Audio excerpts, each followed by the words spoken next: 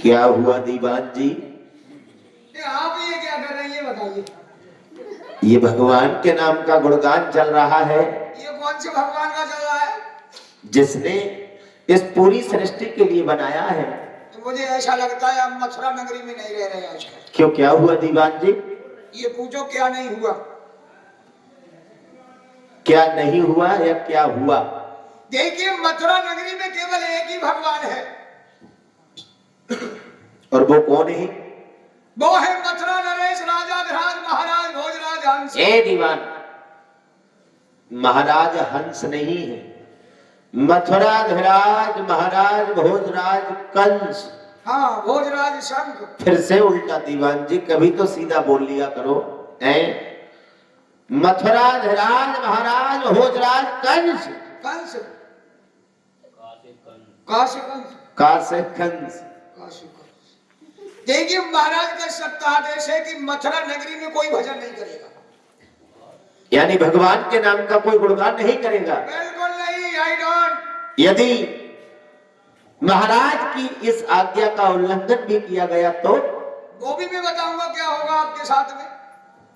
महाराज ने सख्त आदेश दिया है कोई हवन नहीं करेगा, पूजा पाठ नहीं करेगा, भजन नहीं करेगा, क्योंकि मथुरा नगरी में केवल महाराज भोजराज कंस की पूजा होगी।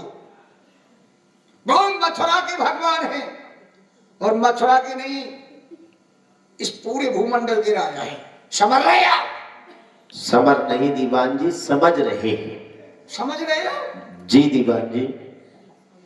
महाराज ने आदेश दिया है। क्या आदेश दिया है महाराज ने? गुरुजी माफ करिए, देखिए आदेश का पालन तो मुझे करना पड़ेगा। महाराज ने आदेश दिया है कोई भी साधु महात्मा मथुरा नगरी में नहीं। दीवान जी,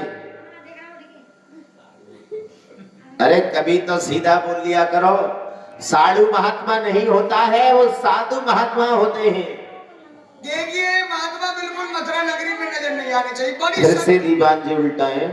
बड़ी सख्त नफरत करता है, कहता है ये समझ लो न जाने कितने महात्मा कारागृह में बंदी बने हुए हैं, न जाने कितने मथुरा नगरी को छोड़ करके भाग गए। कहता है मंदिरों को तोड़वा दिया जाए, मूर्तियों खड़वा कर यमुना जी में बहा दी जाए। किसी ने कहा है कि जब दुर्दशा मनुष्य पावे पहले करे बुद्धि व्यवहार। समझ रहे हो? समझ रहे हैं? हंस रही हो, कम फाड़ रही हो, नाच भी। ओरे ओरे ओरे हसन है। और जो छोरी के लिए पल्लम बैठी है सोते वो छोरी ना है, मैया है, मैया।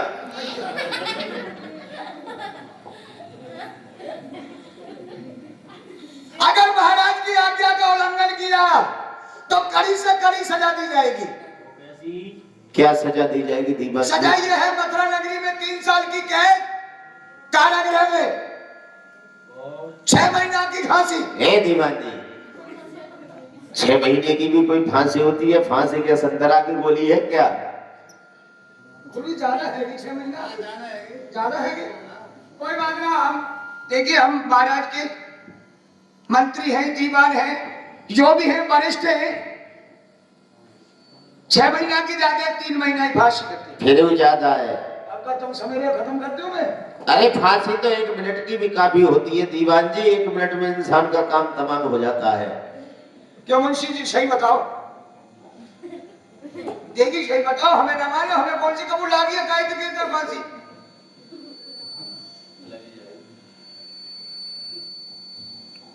फांसी लगने के बाद क्या होता है? फांसी लगने के बाद इंसान का जो काम होता है वो तमाम हो जाता है, यानी वो खर्च हो जाता है। खर्च है या तो मतलब तो है भैया बेचारे 6 महीना तक कर ले तो को फिर तो आप बता रहे हो उतनी देर की, मतलब कुल मिला के माई बच्चों की फांसी लगवा दी जाएगी।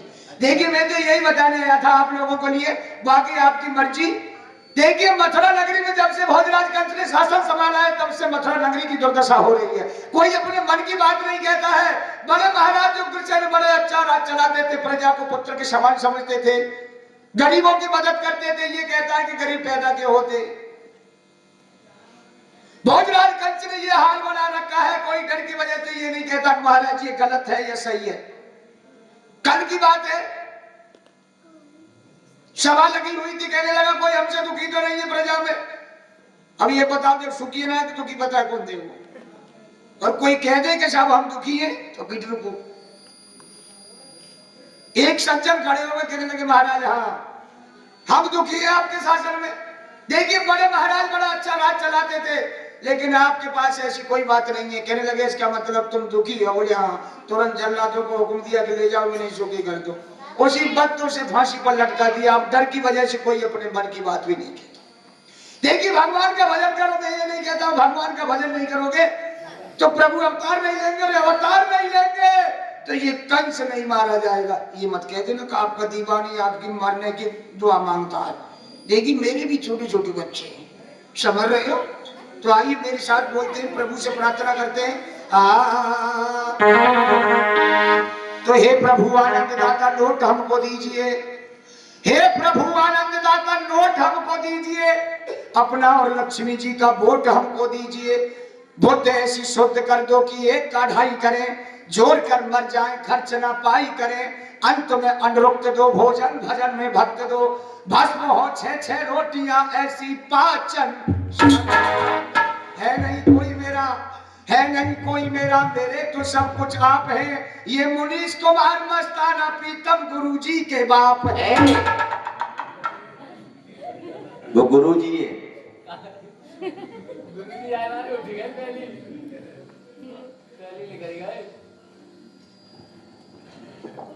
गुरु जी